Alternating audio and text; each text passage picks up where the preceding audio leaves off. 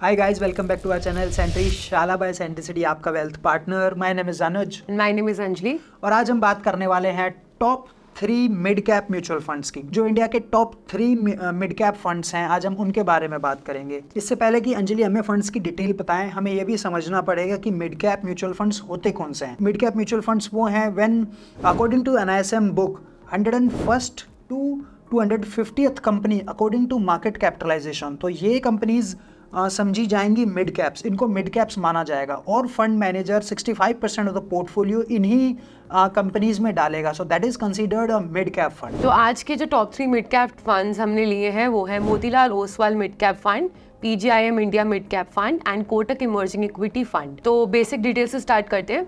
तो मोतीलाल का launch date 24 Feb 2014 है, PGIM का 2 दिसंबर 2013 and Kotak emerging equity fund का 30 मार्च 2007।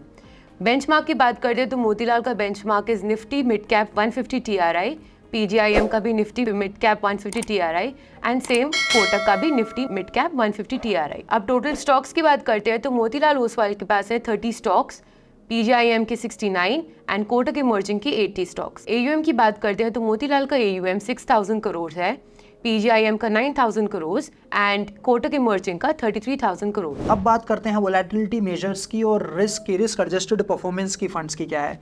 देखिए, अगर मैं बात करूं स्टैंडर्ड डेविएशन की तो मोतीलाल ओसवाल का जो मिड कैप है उसकी standard deviation is 0.74%, PGIM India mid cap की है 0.61% और कोटक इमर्जिंग इक्विटी की है 0.58%। अगर मैं बीटा की बात करूं तो 0.82 है मोतीलाल ओसवाल का बीटा, 0.77 है PGIM India mid cap fund का बीटा और कोटक इमर्जिंग इक्विटी का बीटा है 0.75%।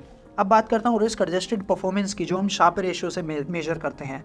शार्पर रेशियो है 0.12% of Motilal Oswal mid cap fund, 0.05 है PGIM India mid cap fund और 0.11 है कोटक इमर्जिंग इक्विटी फंड। तो ये तो थे रिस्क मेजर्स। तो रिटर्न्स की बात करते हैं तो मोतीलाल की एक साल की परफॉर्मेंस थी 25.54%, PGIM की 10.04% एंड कोटक इमर्जिंग फंड की थी 20.52%।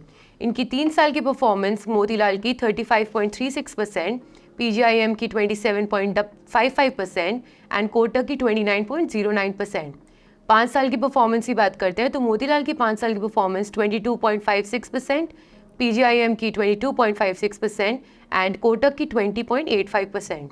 सिंस इंसेप्शन की परफॉर्मेंस देखी जाए तो मोतीलाल की परफॉर्मेंस है 21.21%, PGIM की 17.32% एंड कोटक की 14.33%। अब देखते हैं, हमने तीनों का कंपैरिजन देखा। अब देखते हैं कि अगर एक इन्वेस्टर को इन्वेस्ट करना है तो वो इन तीनों म्यूचुअल फंड्स, तीनों मिड कैप स्पेस के तीनों बेस्ट फंड्स हैं, तीनों में इन्वेस्टमेंट कर सकता है। लेकिन एक म्यूचुअल फंड को पिक करना हो मिड कैप स्पेस में तो मैं बोलूँगा मोतीलाल ओसवाल मिड कैप का नाम लूँगा, क्योंकि उसकी जो परफॉर्मेंस है, एक साल की परफॉर्मेंस इज 25%, जो कि बाकी दोनों से ही ज़्यादा है। इवन 3 साल की जो परफॉर्मेंस है दैट इज़ 35%, 27 और 29% है PGIM और कोटक की, तो अगेन यहाँ पे भी ज़्यादा है। और अगर 5 साल की परफॉर्मेंस देखूँ तो मोर ओवर तीनों की सेम ही है, but since Inception performance is again 21%।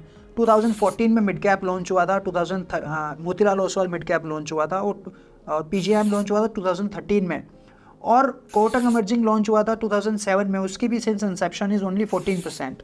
ठीक है, थोड़ा सा उनसे पहले लॉन्च हुआ है, बट स्टिल अगर मेरे को आज इन्वेस्टमेंट करना है तो विद दीज रिस्क मेजर्स, जो बीटा भी 0.82 है, standard deviation is again 0.74% Motilal Oswal की और शार्पे भी सबसे अच्छा 0.12%, higher the Sharpe ratio better the risk adjusted performances, तो उस हिसाब से शार्पे भी अच्छा है। तो इतना रिस्क लेके फंड मैनेजर ने अगर इतना रिटर्न जनरेट किया है तो डेफिनेटली मैं इस फंड के साथ जाना चाहूँगा मिड कैप स्पेस में, जो कि Motilal Oswal mid cap fund है गाइस।